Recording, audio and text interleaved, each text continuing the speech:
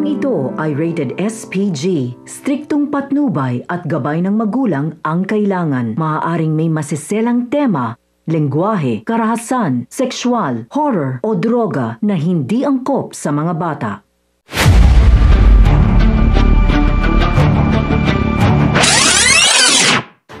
Mga kapamilya, dahil sa naging matagumpay nga ang unang misyon ni Tanggol kasama si Bubbles, ay tuloy nang nailabas ang kanyang mga kaibigan mula sa pagkakabartolina. Nakahinga ng malalim si Espinas dahil sa wakas ay napatay na si Congressman Sibilya, kung kahit agad siyang tinawagan ni Mr. Reyes para sabihin na ibibigay niya na ng buo ang malaking halaga ng pera na kanilang napag-usapan. At gaya ng dating gawin ni Espinas, bibigyan niya ng parte sina Bubbles at Tanggol. Pati na rin ang mga pagkain at pasilidad sa Bilibid ay bibigyan niya ng budget. Kaya naman sa paglabas ng mga kaibigan ni Tanggol ay labis-labis ang kanilang pasasalamat dahil napagtagumpayan nga nito ang kanyang unang misyon. Dito nga ay kabilang na sila sa mga bibigyan ng masasarap na pagkain. Sa kabila nito ay mababaliktad naman ang sitwasyon dahil pinag-utos ni Espinas na wag isama ang grupo ni Bong sa mga bibigyan ng pagkain dahil hindi pa rin nga siya nasisiyahan sa naging mga lakad ng mga ito. Kaya naman sa pagbalik ni Bong ay agad niyang malalaman ang bagong pamamalakad ni Chief Espinas, kung kaya't sinabi ni Bong na inaasahan niya na mangyayari ito dahil lahat ng mga naging hitman ni Espinas matapos mapakinabangan ay ipinapatumba na nito. Kaya naman kinakailangan umano nilang maunahan ng mga ito bago pa ito gawin sa kanila. At syempre hindi siya makakapayag na hindi pagbayarin si Tanggol at ang grupo nito.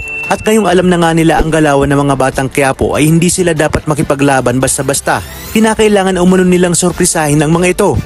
Kaya naman isang araw habang malalim ang gabi at natutulog na ang mga preso, ay tatangkain nilang gripuhan sina Tanggol.